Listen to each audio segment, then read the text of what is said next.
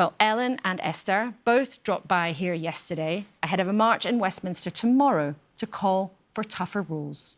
Whilst we're waiting, more and more children are being harmed.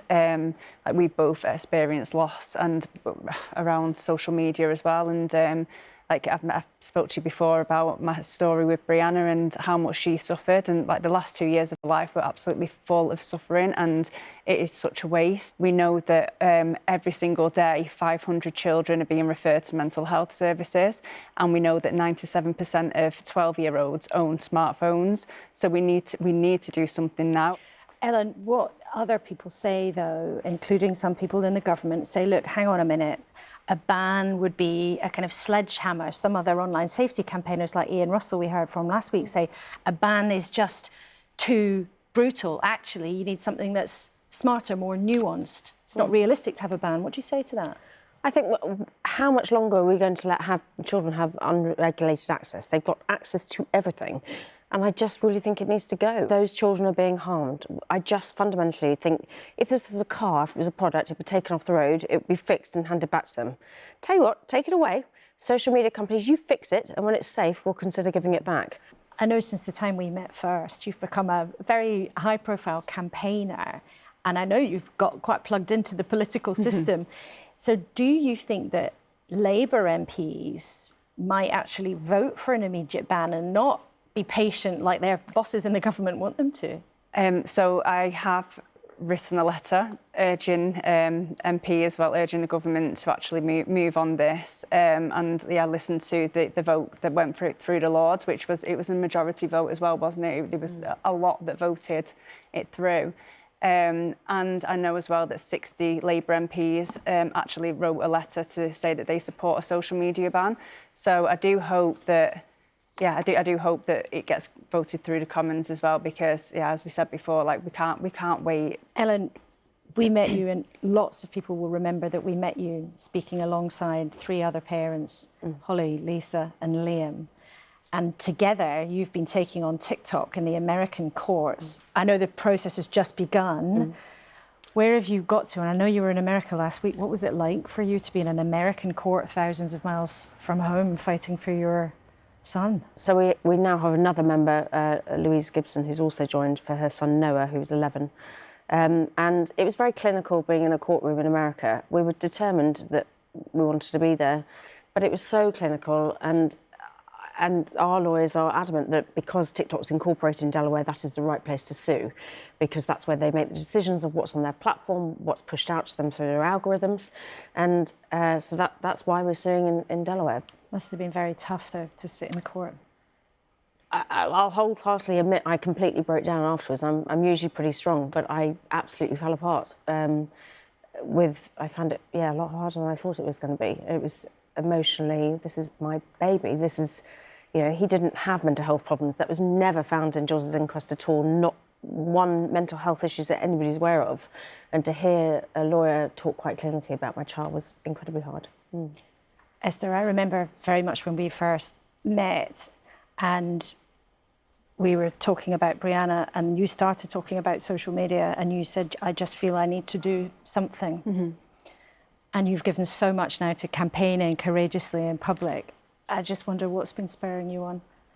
Brianna spurs me on. Brianna spurs me on firstly, and knowing how difficult it was for her and for me, and now knowing how difficult it is for other families, and that we're not alone. And I get messages from parents and teachers saying that they do really need support. And yeah, I think that we've kind of taken it on as our responsibility now to ensure that no parent and no child goes through what we've been through. We were with Liz Kendall on Wednesday, and unfortunately you can meet that one, and we were all saying as a group, the saddest thing about that, which was very good, and she seemed very much like she is interested in making a change, was the size of our group.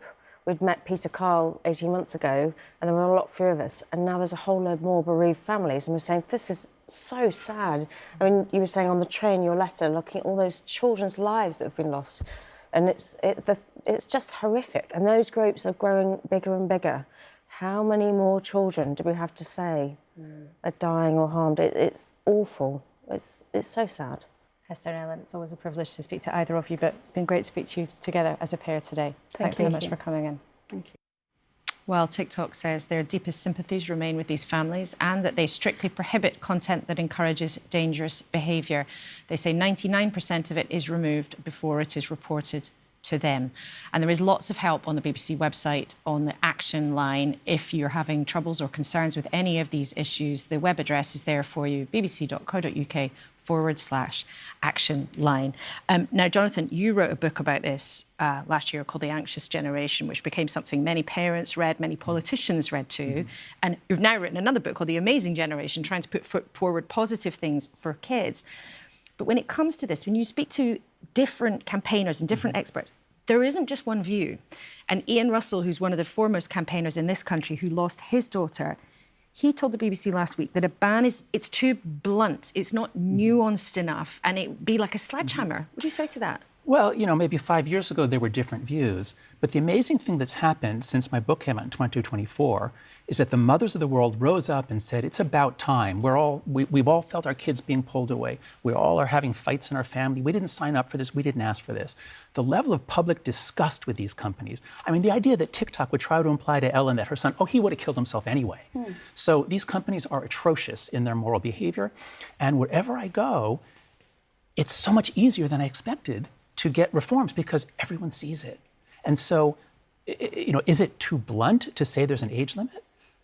With driving, would we say, some kids are ready when they're 12, some when they're 18? Can you imagine if our kids could always say, Mom, I want a driver's license this year? No, we need a minimum age. Social media is wildly inappropriate for kids. Make it 16. But when it comes to what you've just said, you identify there the problem is with how the companies behave. Yes. And a ban doesn't actually put the onus on the companies. A ban puts the onus on regulators, it puts the onus on politicians and then families to try to enforce the law. As Ellen said, if you make a dangerous product that has already killed thousands, tens of thousands of children, you make a dangerous product where we know from internal records, they know it's dangerous, they design it for addiction, you have a responsibility to make that product safe.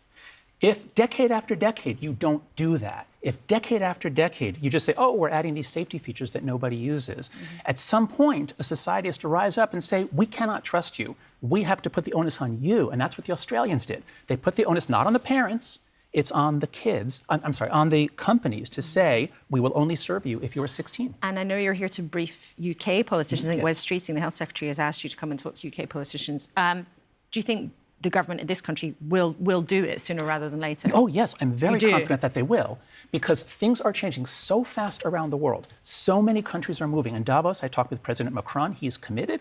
I talked with the minister from Indonesia. Their law goes into effect in March. So the whole world is changing. What's happened is an emperor's new clothes moment. So 2 years ago, it seemed like, how could we regulate this? It would be too strict. But what's happening now... Tobacco, echoes of big tobacco. Exactly. And now we're in a moment where everybody knows that everybody knows that this is bonkers to have kids growing up on these platforms. Okay, well, it's a conversation that we've been having in this studio for a long time, and it's certainly changed over time. So it's great to have you